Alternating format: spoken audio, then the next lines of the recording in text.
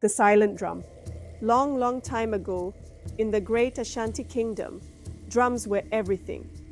Drums were not just musical instruments, they were storytellers, messengers, and even warriors in times of conflict.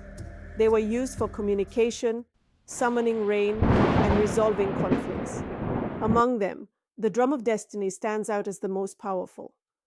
Once a year, during the Festival of Echoes, the sacred drum had to be played to awaken the ancestors and bless the land. But for the past 12 years, the drum had been silent. Why? Because many years ago, during a time of war, something terrible happened. A greedy king, desperate to win, forced the drum of destiny to speak lies. He made it sound the rhythm of peace, while his warriors hid in the trees, ready to attack. The enemy, thinking the war was over, stepped forward in trust. But it was a trap. That day, blood soaked the sacred forest. The ancestors were angry. The drum had been used for betrayal. And from that day, it went silent. No matter who played it, priest, drummer, or king, it stayed still. The kingdom fell into years of bad harvests, strange illnesses, and lost battles. The people whispered, "The spirits have turned away." Every festival of echoes felt colder. The blessings never came. The silence was not just quiet, it was a curse. This year, the kingdom faced an even bigger problem. A rival kingdom had challenged Ashanti to a drumming duel, a sacred battle where no weapons were used, only drums. Whoever played better would win the sacred forest. That forest held ancestral spirits, and losing it would be a disaster. The best drummers were summoned, big men with strong arms and fancy drums. They played one by one. Boom, bam, dum-dum. But the drum of destiny stayed quiet. The elders said, "Only one chosen by the spirits can play it." The king's face tightened. The queen whispered, "Is this how we lose everything?" And so, a call went out across the land again. Villagers came from all over, each bringing their unique skills and high hopes. Among them was a girl named Efua, from a quiet village by the lake. She was different. Efua couldn't speak. She had never said a word since birth, but she had a gift. She could feel rhythm in her bones, hear melodies in the wind, and when she tapped the earth with her fingers, even the birds paused to listen. People laughed when she approached the palace gates with her old handmade drum. "How can a mute girl play the sacred drum?"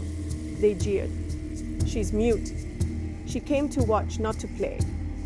Go home, child." But Efwa didn't flinch. She clutched her small wooden drum and stood still. Her eyes were deep, like someone who knew things others didn't. But the royal priestess, old and wise, watched Efua closely. "Let her try," she whispered. Gasps filled the courtyard. "Try what? The sacred drum? With that tiny hand?" But the king nodded. Efua stepped into the sacred circle. The crowd went quiet. The drum of destiny towered before her, taller than she was. It was massive, carved from the wood of the oldest tree in the forest, wrapped in lion skin and tied with gold. No one had been able to play it for years. Many had tried. All had failed. But Efua didn't look scared. She didn't rush. She didn't even try to hit the drum like others had. First she bowed. Then she placed her tiny drum beside her. She touched the earth with her fingers. Then she closed her eyes and waited. The wind held its breath. Then Efwa placed her hands flat on the ground. She whispered something no one could hear, something soft, something ancient. The villagers leaned in, watching, and then the earth beneath the drum shivered. The drum, on its own, tilted forward, just a little, like it was listening. Its base sank gently into the soft earth, lowering itself closer to her. It was almost like bowing back. Efua reached up and placed one small palm on the drum's skin, then the other. A deep, strong sound burst out like thunder. Then another. Boom, boom. Even the birds stopped chirping. Then, tap, tap, dum. She started to play. Not loud, not fast, but the rhythm. It was alive. The drum of destiny gave a deep, ancient groan. Then it echoed, and then it sang. The walls trembled. The winds shifted. The ancestors stirred. People screamed. Some ran. It's waking. It has never responded to anyone before. Efwa kept going, eyes closed, sweat on her forehead. Her fingers danced like flames. Boom, boom, dum, dum, dum. A vision flashed in the sky. Two armies facing each other, one burning, the other rising like the sun. It was a vision of peace, of victory, of unity. Back at the palace, the king couldn't speak. He was crying. It wasn't just that the drum made sound. It was that the drum had chosen to speak, and it had chosen Efua, the girl who no one expected. Across the hills, the rival kingdom dropped their drums. Their chief fell to his knees. "This is not normal," he whispered. "The spirits have chosen." Efua stopped. Silence. Then, the drum of destiny played one final beat on its own. Boom! The crowd exploded with joy. Warriors dropped their weapons. Mothers lifted babies. The queen ran and hugged Efua.